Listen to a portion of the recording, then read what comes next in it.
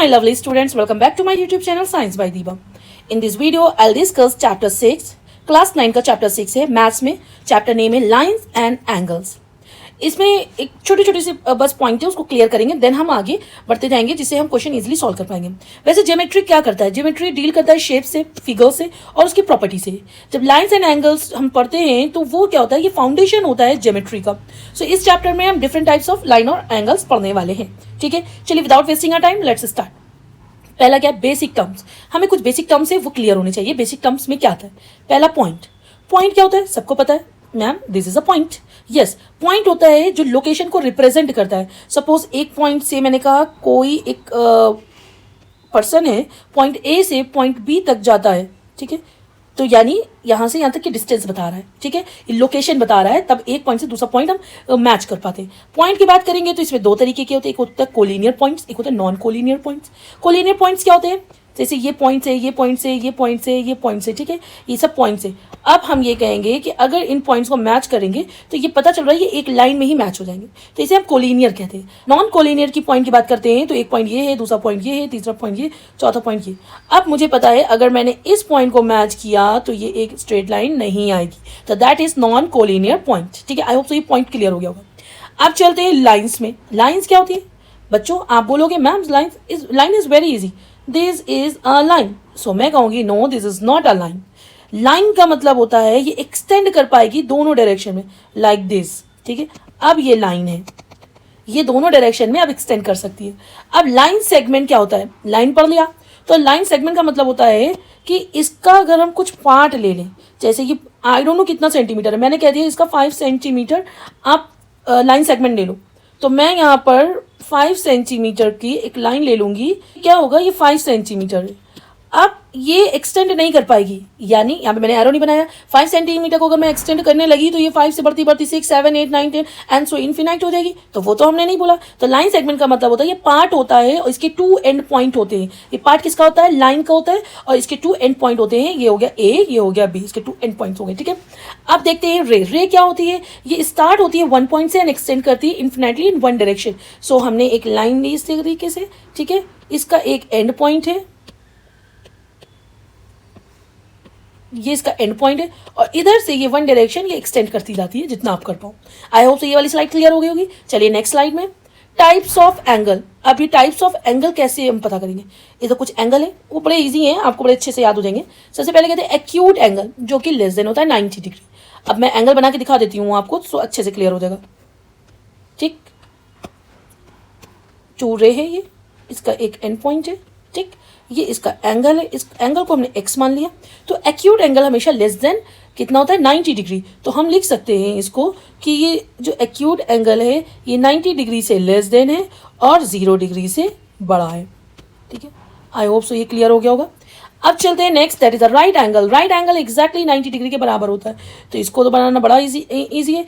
एक ऐसे बनाया, ऐसे बनाया, और ये वाला एंगल क्या हो जाएगा? That is y. तो ये कह सकते हैं जो राइट एंगल है y इक्वल्स टू ये 90 डिग्री के एग्जैक्ट बराबर होता है. ठीक है, अब बात करते हैं ऑब्ट्यूज एंगल. ये 90 डिग्री और 180 डिग्री के बीच में होता है. तो इसको कैसे बना सकते हैं? इसको ऐसे ड्रॉ करेंगे, कर दिया. ठीक है, अब मैं इस एंगल को हमने लिख दिया, ये x था, ये y, और ये वाला हम ले लेते हैं z. ठीक है, ऑब्ट्यूज एंगल 90 एंड 180 डिग्री के बराबर के बीच में होता है. मतलब हम कह सकते हैं जो ये ऑब्ट्यूज एंगल है ये 180 से तो जो ये छोटा होगा, बट 90 डिग्री से ये बड़ा होगा. ठीक है, दोनों के बीच में होगा. देखो ना, ये हमारा 180 यहाँ पर आएगा, लेकिन 180 से तो छोटा है, और 180 यहाँ पर आएगा, ये पूरा 180 होता है, तो 180 से तो छोटा है, बट 90 यहाँ पर होता है तो 90 से बड़ा है. ठीक है, दोनों के बीच में आ गया.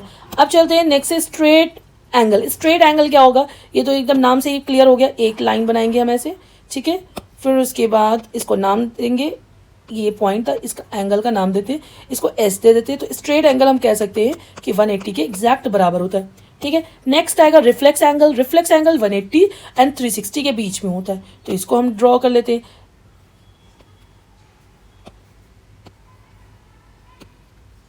ये वाला जो है 160 ये एंगल हो जाएगा. ये इस एंगल की बात हो रही है.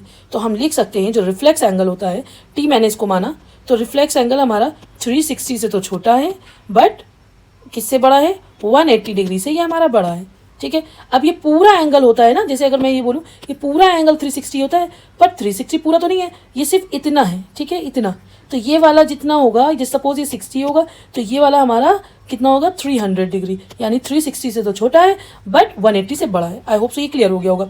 अब कंप्लीट एंगल क्या होता है? कंप्लीट एंगल एग्जैक्टली 160 होता है, यानी ये पूरे की बात हो जाएगी, ठीक है। चलो नेक्स्ट देखेंगे पेयर ऑफ एंगल। पेयर क्या एंगल्स? एक होता है कॉम्प्लीमेंट्री एंगल। कॉम्प्लीमेंट्री एंगल क्या होगा? जिसका सम 90 होगा। सप्लीमेंट्री एंगल क्या होगा? जिसका सम 180 होगा। This is very simple. अब हम इसमें पढ़ेंगे एडजेसेंट एंगल को। एडजेसेंट एंगल क्या होता है इसको हम ड्रॉ करके बताते हैं। सपोज एक एंगल ये, एक लाइन ये है, एक ये, ठीक है, और एक ये गई। इसको मैंने नाम दिया A, that is B, that is C, that is D. Adjacent angle ये दो लाइन है, ठीक है, इसके बीच में ये देखो एक लाइन है, इसके इधर का एंगल और एक इधर का एंगल, यानी ये आर्म्स है, ये दोनों एंगल को शेयर कर रहा है। अगर ये आर्म्स ना हो तो ये एंगल कैसे बन पाएगा? नहीं बन पाएगा, ये डी लाइन अगर ना हो तो। यानी इसमें हम कह सकते हैं कि ये वाला एंगल और ये एंगल ये शेयर करेगा एक कॉमन आर्म्स और वर्टेक्स को, ठीक है, क्लियर। अब नेक्स्ट है हमारे पास लीनियर पेयर। लीनियर पेयर क्या होते हैं? जो एडजेसेंट एंगल होते हैं ये फॉर्म करते हैं स्ट्रेट लाइन। कैसे? अब हमारे पास सपोज ये स्ट्रेट लाइन मैंने ले ली, ए बी सी एंड एक एंगल ये है, ठीक है, एक एंगल ये दोनों एडजेसेंट एंगल है। तो अगर ये स्ट्रेट लाइन पे जो एंगल आता है उसको क्या कहते हैं? 180 डिग्री होता है। तो हम कह सकते हैं जो एडजेसेंट एंगल होता है वो एक फॉर्म करता है स्ट्रेट लाइन को, तभी तो बनेगा हमारा एक स्ट्रेट, आई मीन ये दोनों, ये इस एंगल और ये एंगल, ये दोनों फॉर्म हो रहे हैं एक स्ट्रेट लाइन पे, ठीक है। नेक्स्ट हमारे पास है वर्टिकली अपोजिट एंगल। तो वर्टिकली अपोजिट एंगल में हम ले लेंगे टू अपोजिट एंगल हमेशा बनेगा जब लाइन इंटरसेक्ट करती है, इक्वल होती है। जैसे ये दो लाइन है, ये एक ऐसे करके नाम लिख देती हूँ, ए बी सी डी। अब ये पॉइंट ओ है, ये बीच वाला, ठीक है। तो हम ये कह सकते हैं ये वाला जो एंगल है ये बराबर होगा, और मैं ये कह सकती हूँ ये जो आमने सामने के एंगल है ये दोनों बराबर होंगे। तो अपोजिट एंगल जो होते हैं ये फॉर्म होते हैं व्हेन टू लाइन जो होती है, ये जो दो लाइन थी ये इंटरसेक्ट करती है और ये इक्वल भी होती है। तो हमेशा ये इक्वल होगी और ये अपोजिट एंगल बराबर होंगे। आई होप सो ये क्लियर हो गया होगा। ये जो कुछ थ्योरम है उसको हम पढ़ लेते हैं।